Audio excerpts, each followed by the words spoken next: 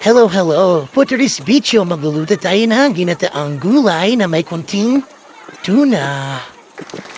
Ayan, kalabasa at saka sitaw na may malunggay.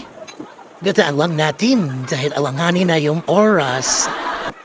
Kakaot ko lang kasi minamadali ko na yung pagluto. So mabilis na naman din yan lutuin kasi konti lang, mabilis na naman maluto yung kalabasa at saka yung sitaw. So, konting pakulo lang. Maluluto din yan. So, prepare na natin ang bawang at sibuyas.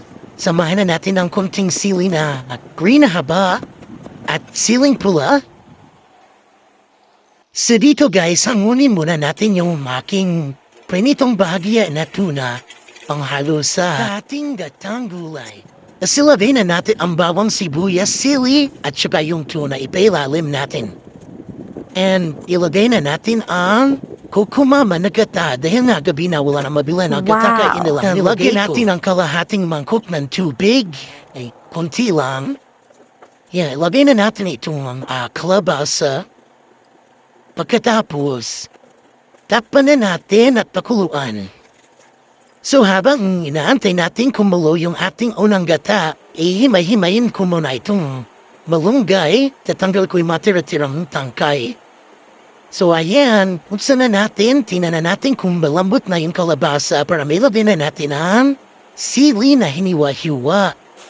Yan. Akala niya maraming sili, si Pario naman kami mahilig sa maanghang. O diba, lagyan natin ang magic syrup.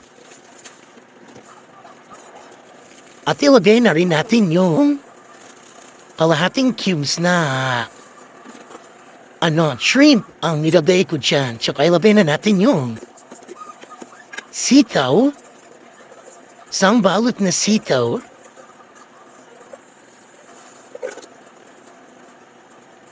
At haluin ang pabahagya.